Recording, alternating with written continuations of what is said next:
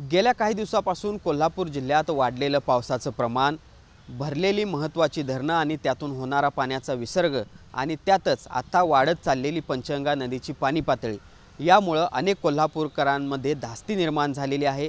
पंचगंगा नदी इशारा पातळीकडे वाटचाल करत असल्यामुळे या भीतीमध्ये अजूनच वाढ झाली आहे। मात्र कोल्हापूरमध्ये पावसाची नेमकी परिस्थिती काय आहे, धरणांमधला पाणीसाठा नेमका किती आहे आणि प्रशासनाची नेमकी तयारी काय आहे याचाच आढावा आपण या व्हिडिओच्या माध्यमातून घेणार आहोत। नमस्कार, मी भूषण पाटील आणि आपण पाहताय TV9 वेब एक्सप्लेनर। गेल्या काही वर्षात कोल्हापूरकरांना सलगपणे महापुराचा सामना करावा लागतोय आणि त्यामुळे पावसाळा सुरू झाला की कोल्हापूरकरांची नजर असते ती कोल्हापूरमध्ये पडणाऱ्या पावसाची, धरणातून होणाऱ्या पाण्याच्या विसर्गाची आणि पंचगंगेच्या पाणी पातळीची।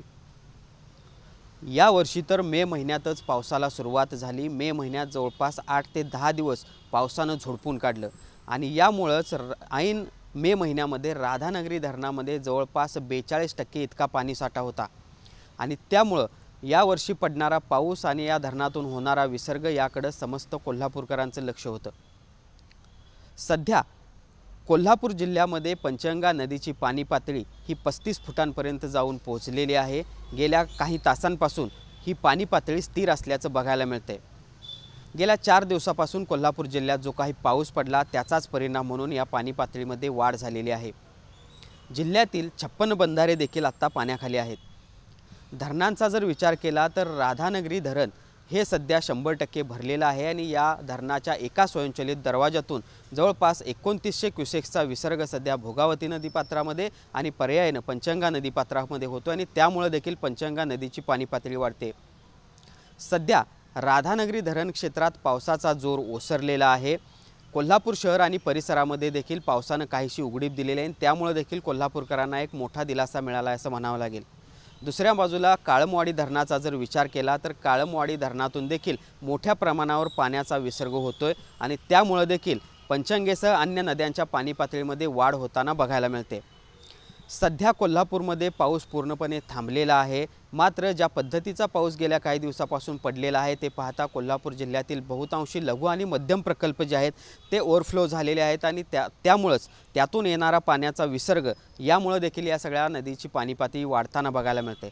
त्यामुळे सध्या गेले 4 दिवस सलगपणे जरी पाऊस पडत असला तरी कोल्हापूरकरांना अजूनही काही चिंता करण्याची गरज नाही, कारण पंचगंगा नदी जरी इशारा पातळीकडे वाटचाल करत असली तरी आता पावसाचं प्रमाण काहीसं कमी झालेलं आहे। त्याचबरोबर दुसऱ्या बाजूला महापुराचा फटका ज्यामुळे बसतो त्या अलमट्टी धरणातून देखील पाण्याचा विसर्ग वाढवण्यात आलेला आहे। अलमट्टी धरणातून सध्या 1,20,000 क्युसेक्सचा विसर्ग सुरू आहे। जर पावसाचं प्रमाण वाढलं कोल्हापूर आणि सांगली जिल्ह्यामध्ये तर कर्नाटक प्रशासनाकडून ह्या अलमट्टी धरणाच्या पाण्याचा विसर्ग आणखीन वाढवण्यासंदर्भात सांगितलं गेलेलं आहे आणि त्यामुळे तो देखील एक कोल्हापूर आणि सांगलीसाठी मोठा दिलासा म्हणावा लागेल।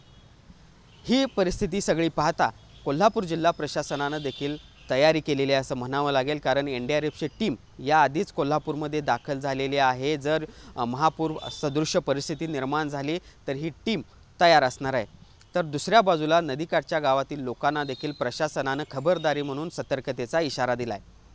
मात्र एकूणच आत्ता पावसाचा विचार केला तर पावसाचा जोर काहीसा ओसरलेला आहे। उद्या देखील पावसाचा ऑरेंज अलर्ट कोल्हापूरसाठी असणार आहे आणि त्यामुळे सध्या जरी पंचगंगा नदी इशारा पातळीकडे वाटचाल करत असली तरी सध्याच्या घडीला मात्र कोल्हापूर किंवा शिरोळ भागातील लोकांनी काळजी करण्याचं कारण नाही, अशीच परिस्थिती आहे। जर्नलिस्ट सुनील काटकरसह भूषण पाटील, TV9 मराठी, कोल्हापूर।